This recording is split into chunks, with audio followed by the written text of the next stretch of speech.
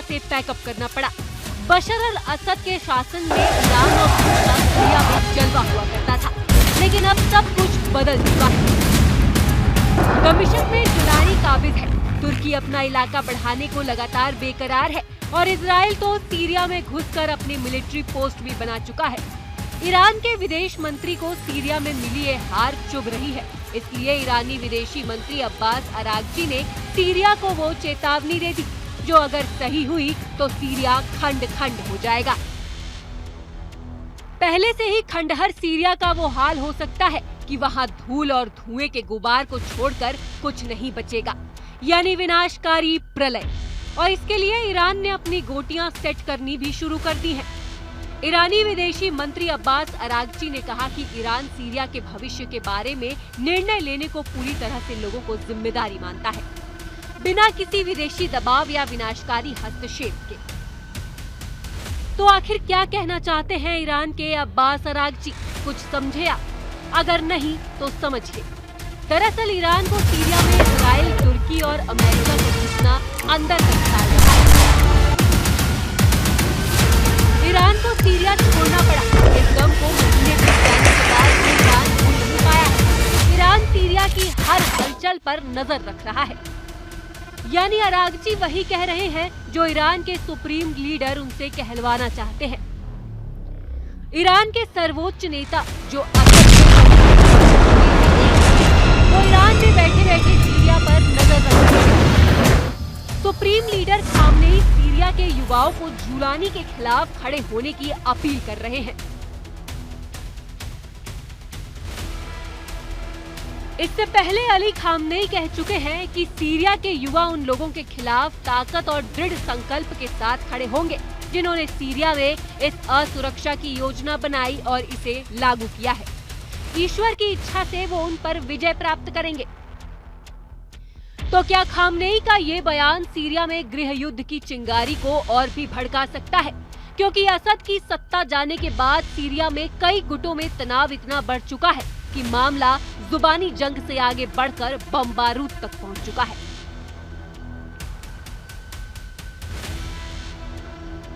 सवाल ये है कि सीरिया में क्या चल रहा है। इसे समझने के लिए आपको सीरिया से आई कुछ तस्वीरों को देखना जरूरी है। सीरिया ऊपर से शांत दिख रहा है, लेकिन सीरिया ज्वालामुखी के ढेर पर बैठा है। सीरिया के होम्स में अचानक गोलियों की आवाज आने लगी, जिसने मुल्क में अमन की आस में बैठे आम बाशिंदों के दिलों में खौफ भर दिया। गोलियों की आवाज सुनकर लोग चौंक गए और अपनी अपनी जान बचाने के लिए इधर उधर भागने लगे। सड़कों पर हजारों लोग इकट्ठा हो गए। मतलब भले ही कमांडर जुलानी दमिश्क की सत्ता पर काबिज हो चुका है, लेकिन सीरिया की स्थिति हर गुजरते दिन के साथ बिगड़ती जा रही है और दुनिया के वॉर एक्सपर्ट्स को अब ये दिखने लगा है कि सीरिया में आने वाले कुछ दिनों में क्या क्या हो सकता है। सीरिया की स्थिति कितनी खराब हो सकती है। तो क्या सीरिया गृह युद्ध में फंस चुका है? अब देखिए सीरिया से आई दूसरी तस्वीर। दमिश्क की सत्ता पर काबिज जुलानी को ये भ्रम हो गया था कि वो सीरिया का सुल्तान है, इसलिए उसने असद के खासम खास अफसरों को निपटाने का ऑपरेशन लॉन्च कर दिया। लेकिन यहीं पर जुलानी चूक गया।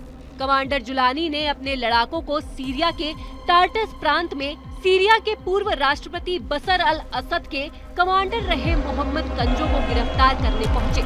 जुलानी के लड़ाकों को तनिक भी अंदाजा नहीं था कि सीरिया में असद अभी भी जिंदा है।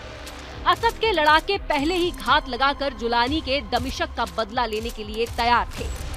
नतीजा ये हुआ कि हजारों राउंड फायरिंग हुई और असद के लड़ाकों ने जुलानी के 14 कमांडर्स को मार गिराया। असद का मेजर जनरल मोहम्मद कंजो वो शख्स है जिसकी सीरिया की बदनाम जेल सेदनाया पर हुकूमत चलती थी। मोहम्मद कंजो के फैसलों से सैकड़ों नहीं हजारों लोगों को मौत के घाट उतार दिया गया। यानी अब सीरिया वर्चस्व की लड़ाई का मैदान बन गया है। सीरिया को रूस और ईरान ने छोड़ा तो अब सीरिया में अमेरिका, इजराइल और तुर्की घुस चुके हैं। सीरिया में इजराइल के हमले जारी हैं।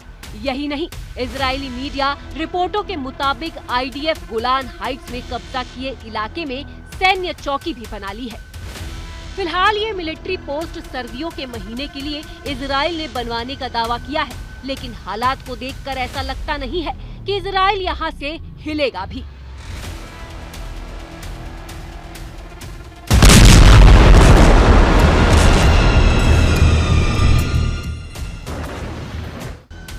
संयुक्त राष्ट्र गोलान हाइट्स को सीरिया के कब्जे वाला इलाका मानता रहा है।